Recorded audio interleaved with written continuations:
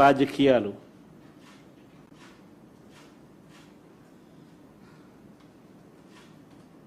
చంద్రబాబు నాయుడు గారు ఆధ్వర్యంలో జరిగిస్తా ఉన్న దారుణమైన పాలన ఇది. నేను అడుగుతా ఉన్నా ఇదే చంద్రబాబు నాయుడు గారిని, ఎప్పుడు ఏ ఇన్సిడెంట్ జరిగినా కూడా, ఎప్పుడు చంద్రబాబు నాయుడు గారి ఇబ్బందికర పరిస్థితుల్లోకి పోయే పరిస్థితి ఎప్పుడు వచ్చినా కూడా వెంటనే టాపిక్ డైవర్ట్ చేసేందుకు ఆయనతో పాటు ఆయన మంత్రులు ప్రజలకు ఈ వర్షన్ పోకూడదు, ప్రజలకు ఈ వివరాలు తెలియకూడదు అని డైవర్ట్ చేసే కార్యక్రమంలో భాగంగా అడ్డగోలుగా ఒక టాపిక్ తీసుకొస్తారు, ఒక అబద్ధాన్ని తీసుకొస్తారు, ఒక అబద్ధానికి రెక్కలు కడతారు, సృష్టిస్తారు, దాని మీద ఇష్టం వచ్చినట్టుగా మాట్లాడతారు. అసలు ఇంకొక విస్తుగొలిపే విషయం ఇంకొకటి కూడా ఈ మధ్య కాలంలోనే మొన్న ఈనాడులో ఫ్రంట్ పేజీలో చూసిన జోగి రమేష్ ఫోటో. నాకు ఆశ్చర్యం అనిపించింది. అసలు 89 మంది సాక్షులు అంట విచారించింది, సంథింగ్ లైక్ దట్. అసలు మా పార్టీకి చెందిన మనిషి జోగి రమేష్ మంత్రి, మేము ప్రతిపక్షంలో ఉన్నాం, చంద్రబాబు నాయుడు గారి ప్రభుత్వం ఇప్పుడు అధికారంలో ఉంది. అలాంటిది చంద్రబాబు నాయుడు గారి హయాంలో కల్తీ మద్యం చేస్తూ చేసే వాళ్లకు పోలీసులకు మధ్య లావాదేవీలలో తేడా వచ్చి ఈ విషయం బయటకు వచ్చింది. చంద్రబాబు నాయుడు గారు ముఖ్యమంత్రి, ఆయన హయాంలో జరుగుతూ ఉన్న కల్తీ మద్యం ఫ్యాక్టరీలు, ఆయన ప్రభుత్వం వచ్చి 1.5 సంవత్సరం తర్వాత బయటపడ్డ ఈ విషయాలు. తంబళ్లపల్లెలో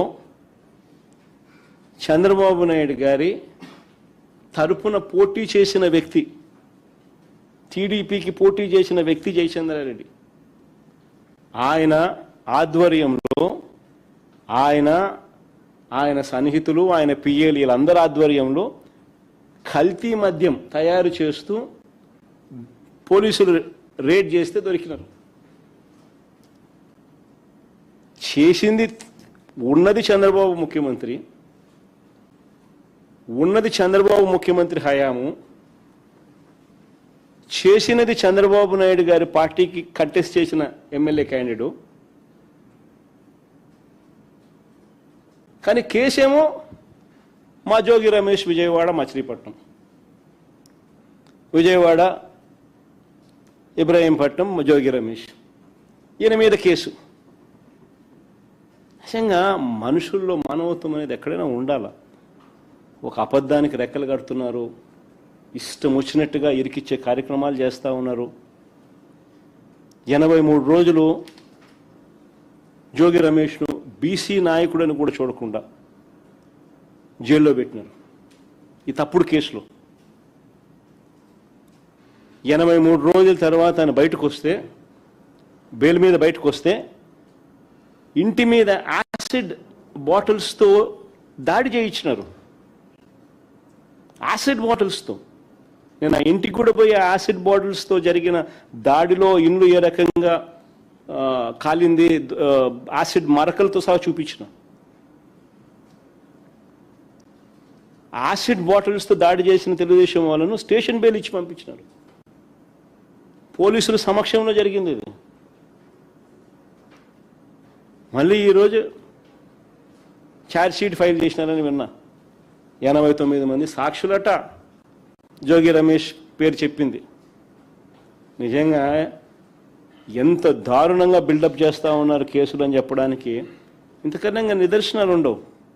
కుట్రలు, కుతంత్రాలు, హత్య రాజకీయాలు, ఇరికిచ్చడాలు, ప్రలోభాలు పెట్టడాలు, బెదిరించడాలు, ఇవన్నీ జరుగుతూ ఉన్నాయి.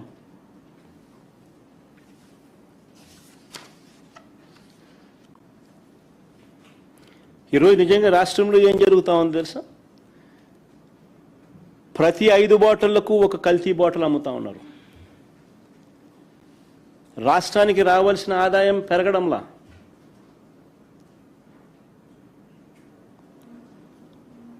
తయారు చేసేది చంద్రబాబు హయాంలోనే, ఆయనే ముఖ్యమంత్రి, అమ్మేది చంద్రబాబు నాయుడు గారి మాఫియా ముఠా బెల్ట్ షాపులు.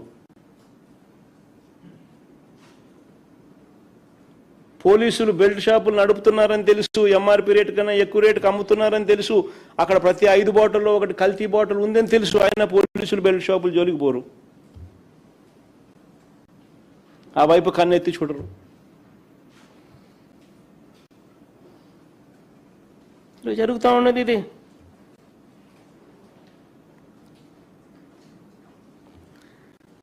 ఇంకొక ఇన్సిడెంట్, గుంటూరు జిల్లా పొన్నూరు నియోజకవర్గం. ఇది నిజంగా చాలా దారుణమైన ఘటన. ఇంకొకటి ఈ మధ్యకాలంలో మన కళ్ళు ఎదుటే జరుగుతూ ఉంది. భావి సమాజం మొత్తం దీన్నంతా కూడా నిజంగా ఖండించాల్సిన అవసరం ఉన్న అంశం. పొన్నూరు నియోజకవర్గంలో మామిళ్ళపల్లెలో కాపు సామాజిక వర్గానికి చెందిన 5 చిన్న రైతులు తాము పండించిన పంటకు, మొక్కజొన్న పంటకు రేటు లేదని ఎంఎస్పీ చూస్తే